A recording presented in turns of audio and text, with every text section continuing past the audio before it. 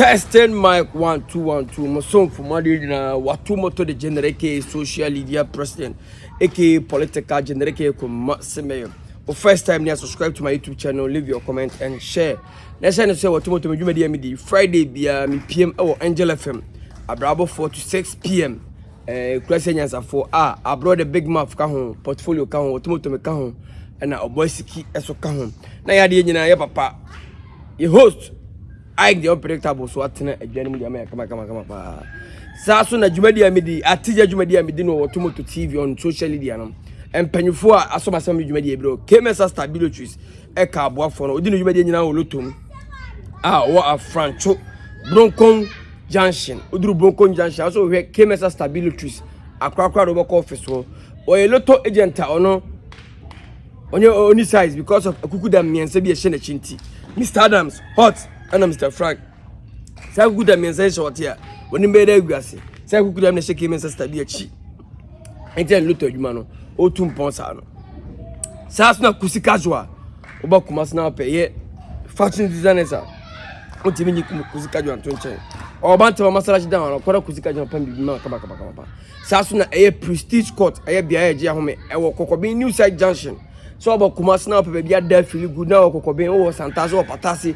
Say you more there for ni chirim be new side junction na kwada prestige court kama pa saso na Rogers Beauty Palace ahofefie e wa francho one se chewa bank na din hwani o station wana corner Rogers Beauty Palace NCC ho me mo akọ videos upon videos because Otomoto me dwumadi atija no video reaction na ehwe ya wa first video of ya no evangelist on nam social media so preach I don't know friend evangelist Nyame I don't know so akọ mu wa kontum dia na woye video bi atwetwema so kakra atwetwema so pa me ko esa video ni mazise South Africa, Rwanda ne Ethiopia, Morocco akopiriti videos wey mu ma me twawate wagimi won mo bodama na anna ndi papa so bu ni wo mo nipa mbu ni won sa mo yare won. Welcome Nyame adofo okọ video of one guy he calls himself evangelist on the say oye ghetto evangelist on Obama we for Obama and akonsa for Obama nkwase for Obama akra born for ghetto boys what just say on no so for juma no and ni Nyame juma ban no on Obama rascals Obama vagabonds that's what he claims. No abrante claim ni say on Obama vagabonds Suro Nyame So I've called you 3 times. Me am gina here. Me for one city kura me support in terms of who now say Nyame Juman. Any dey how. But udi mwasem I'll come and stand here and fire you. You can't do nothing. So Nyame, you can do nothing. Not even on coffee now now say we evangelism we you free. Esumu bahan mu. You and those people you can't do nothing. What about man? Who the fuck are you? The hell are you? So Nyame we wine.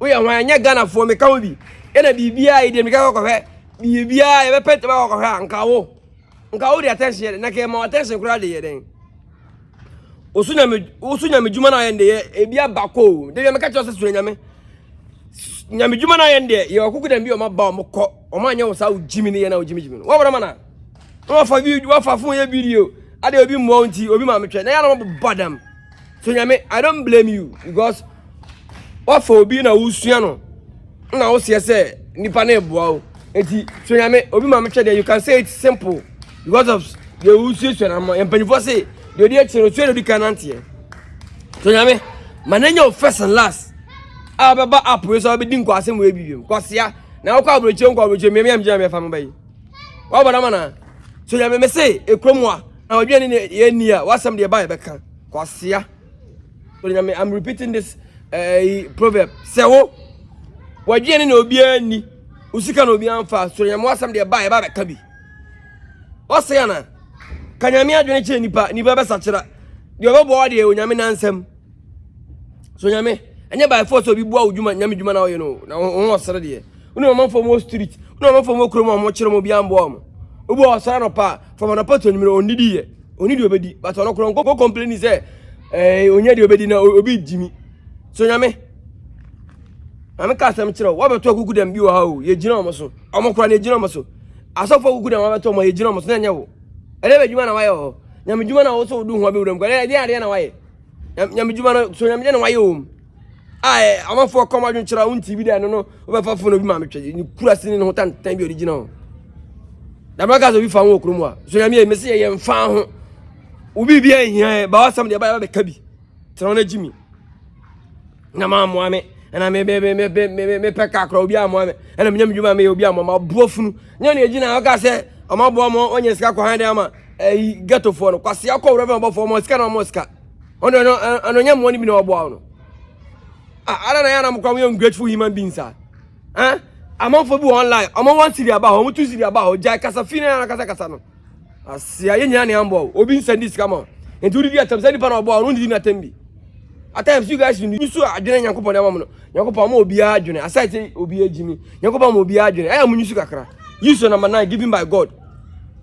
As some kid to be on the generalizing no person with independent atom. I am a Jimmy Jimiana. So, Nyame. O start wa dwuma yi ye nyina bi ne tachire ye supporto eduro bi ne hu se wo jimi ne ye mfiu bi na kwase ya enka fa ho bai wo ya de na wo afede wo de no mani ya agudie wo di no mani jimi ne kenya odai na obi amu ame na ma metwe asia onya me dwuma wo ye mponi so nyame wo be nyina ye nyinu wo be ye hye motoro mo dwanya nyame som na wo som de ye mo wo ade ne no ma batara se obi mo nyame dwuma me ye me duru se me nya me dwuma na mbabo mo pa mo nyaye nyankopon na ono na ese wa frem no ode ho aboafo beba ode ho hwodne beba adai ase kroma se yete na se by force o se ebo obi wa mo ne pe ayasem nka so nya me se befa fon abedi nipa nyina tem se na yese mo no abedi o ka nya me se wakwa na bro chire no mfa videos man ka so nya me se wadwane na obi ani wo kroma wasem de ba mbe kan unyo obia unche obia wa ha wasam nche obia o app we so ye ejina kwa yasam nche obia me masam ba monka me mfa ho ede no ase ye tikromo ase nkofu bu ha they are too special omo de omo say they are untouchable yen ka omasem me se me gina he me di mu asam a come at me me di mu asam you guys to come at me ase obi di mu asam me se be ka so nyame ma me ka asem cho pa hwe ho ebro kora on pa ho na atemdidie wo ya de na nye ene ya adwini hye ba be ka adwa che so nyame sa video we ya we there is no sense me gina me ka che sense bi ani na obuafo bi frechire ba bo ade ya we ohu a ede na obadwene ye nyina won sam hye bu ye won sam pa hye bu e ka se ye ka e ka ho a e soro ba be ka sa sisu ba to bi yin ani ena mu bi ade keto bi na sam bofu na sam se mu generalize na maka ma dwechere wiase nipa nyina does it make sense o kan ma nka we obi tie chire be kan kwasem na moto na we fa be masa fa me pa nipa ne nyina ye de no so nyame nya metamfo no so nyame ye nyina ye de no oba apu isu ade na start so ye nyina ye ni de chire ye fe but asa be duru bi odi ye personal odi ye nkosesem dodo so nyame ade ntime ye kan cho say de o ye na nya na so nyame wo ye wi me nka en fe san se de mi fam ne ntan yo ade we nyame obi bi nayi o ye na nye nipa ba be ka o ye na nye nipa ba be ka tieni me am gina he a ma no nwi se de meti nwura mi me ya na nye nipa ba be ka tem se watu moto wa nya de eno so nya fe na ba beta ese ade na mudidi matem hwe o ba pizongo fo app ye twom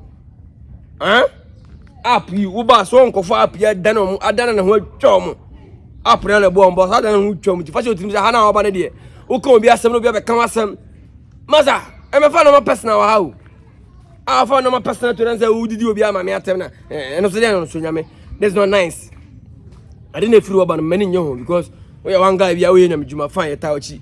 I didn't able fuka kasa kasa wonaze obi antim obi ayi no obi asoro no akade ope obi asoro no akade ope umenya sade nti ebere bi beba manchiri ma ye na ye ano de wa ye ni mu no ye betu omfo so nyame nti akora be soro apiso be di do atem am what ma soro ko tunofo masa me hwede ye ni ye no ene na asa hwemfa ho obi akade ope bi ti do bi atem for no reason me di do atem nko ba bia masa ene na nko ba bi o kire be ko ba bi ye ni nei ye fa she tip se tena nko ba ye bi o mo menye de ye ni because so nyame ade awu ye chembi ba ye Duncan Williams ba ye Reverend Obofo ba ye Ajim Chedua na wote wa na akwa bi throw shot free from one e be bawa ano akasa ote could be throw shot free for never bob you sound like as I say and I'm going to do for that big man they are way and then no I tell you you tell me first oh you a phone son or there because a phone in the pants I say ade I say no chrono case you na draw so obi antimi nka obi asem o ka ba me didi watam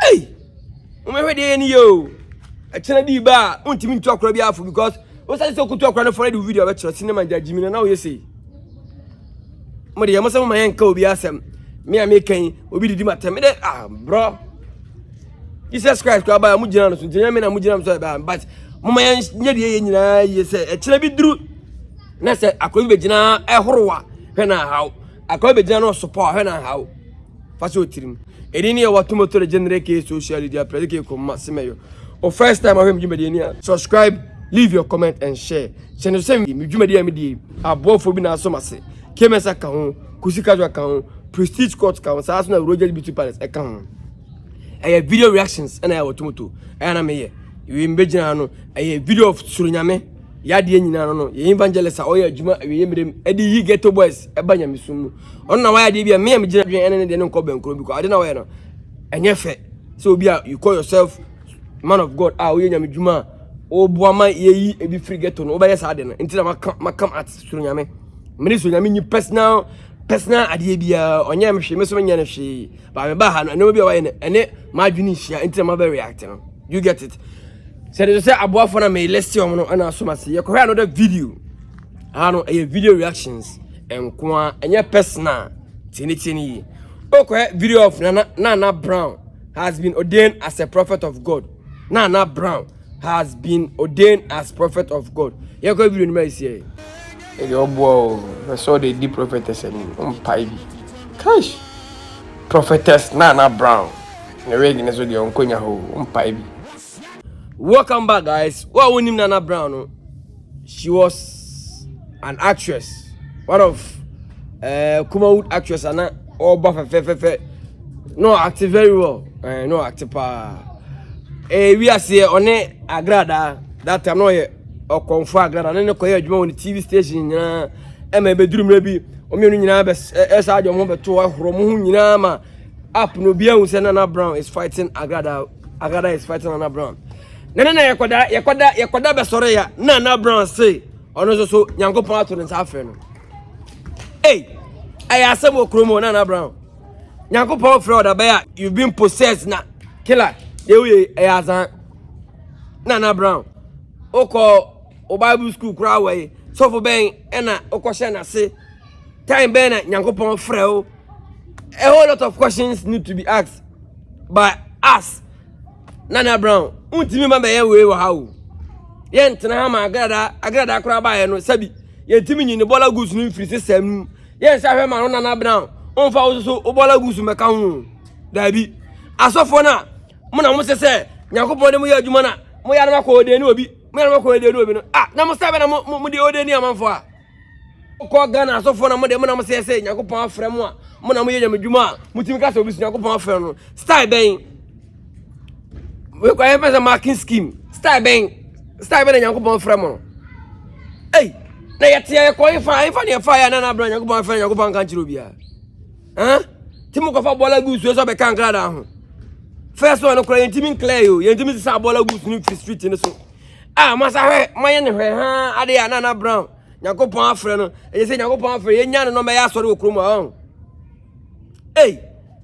na kromo de chese kromo de azan pani propaganda pani ekure wo propaganda secretary nyina wom chese kromo we de chese the Ghana I know won't seem to amaze me Nana Brown na ka se film ne ye na ka se movie ne ye Nana we nyame dwuma ho kwa na nyina ho ye wa ha na ofura mponsa be ka chese nyame afre no abe de duru komo wo se Nyankopon bi afre no nti Nana Brown wo ma me agrada akura ba ya ne yentimi solve ni issues yentimi hu de akore de ba yentimi hu se Nyankopon akura wa clear bodam se nya afri ni video ma wo so ba be ka ho bi kuro bi pa na chese dan nyina ya tiasa mofro Ghana my beloved country is free forever enu nie tak mo ka say free forever no free forever like this yetia yen ka bi show masa ko fa Nana Brown say o me prophet no me show am kom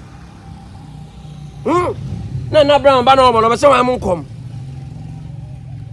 ana mabusa nsem bebrebe me say na brown I fa no kwa asore na time be na sofo no hu say na brown beti be nya medjuma time be na sofo no hu say nyankopon afena na brown ana time be na brown jani bibia ko share sa sofo na se a okoye say o sue nya medjuma hey Jack a whole lot of questions need to be asked though because I got that problem ko intimi solve here penny ko I got that so dem o nkwasa sem ni nsem hu no mudi na so dem o yentimi kura solve I got that issue nwie yese ko fa na brown issue be kan ade na brown nyame afeno a prophet hey na Ghana ikura ebeye ni cinema some na sa Ghana na sia na be na mon chiche part no bi amfa ne die o mo me nton why mon ton no bi anko use ni because Ghana na de Jack ayefo nsem hu ha too much because na brown eba be nyame djuma ya hye na asofo atade so your prophet dia Jack we are not saving anymore na we no ba be nyame djuma no be hyenkom opompo be hyenkom edin okromo awu ekromo asem edin it is very hard in this town in this Ghana that we are living day in and day out obeti asem fro na asem be shoke nko na beti okrobia yom well yatia me de sam wom na kro we aka say friend Ghana de amount for passama to the tell say amount for passam me mo ko one post I see the BBC Ghana say na post no tie yen come you see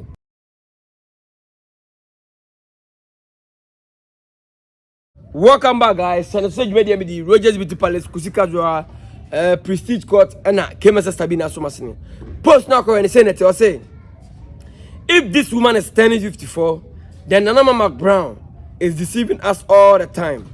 Actress Pascaline Edwards reveals her age, sparking fans' reaction rather. The actress Pascaline Edwards said in a video, "Look at me, I'm still looking young, but they have retired me. I'm just 53 and turning 54 soon, and I still look nicer and vibrant than the young ones, so please cast me, I beg you." This means Nana Brown will be not less than 52 years old. This is a cool way to Pascaline Edwards, one of the finest actresses, and who was a fair woman way. Jai Jacobusa Majid Michel, we are saying Nebema Brise Chin. Ye Pelmumianu, husband and wife. And Okanya as a husband and wife. That's only you Chevi. We are in a Bema just say because it's an home of a this is now or they know we are got to socially and one of her videos socially and national case me I feel I'm 53 I'm 54 by Ghana movie national retirement na you say me jiro adwuma metima ye no young ones no come go screens no so mo ntimi nya bi enti mo from adwuma em be ya adwuma Pascal Edwards no ojim say oh nyina onya act no ba act but ya sideline no so say ya blacklist no say dey kromo asem wo okwa na unwu ya na etwa watora atwene I mo anti Pascal Edwards in common no. If this woman is turning 54, then Nana Brown deceiving us all the time. Actress Pascal Edwards reveals her age, sparking fans' reactions. Gosh, woman didn't even feel too young or much as a David. Say woman will pass to 54, then Nana Brown with 52. Hey, Nana Brown, this is a free. There's a crew in the own. Well, it's almost a crowd. We are smart. Yes, smart. I you know because I Jimmy for the said be your Dawson. And it's a phone to because we ain't found me. Nana Brown or Tinny baby. Sister, you could video you got Nana Brown. As we said, I got tagging. It's a crewman. They may say, I'm more being told you also on a pie. The home toast, we are the home toast, we are the home toast. Are they? Said it's all about socially and it's not a spiritual guru. Spiritual man and name of dinner. A Rabbi Nigel or UK. And another man canoa or in a Juma UK. But offer Rabbi Nigel, maybe you manage to be a number boy. Now Rabbi Nigel be come Palmer, Menamaker, who's all to me, and General Mahosa. But we are Miami dear, and I'm a Debbie into matters. So could be about friend, they know about too many moments. My brother is on course. And tea, about Ponoso Quad and one Rabbi Nigel, and you know, you'll be a to the general say so. Chairman.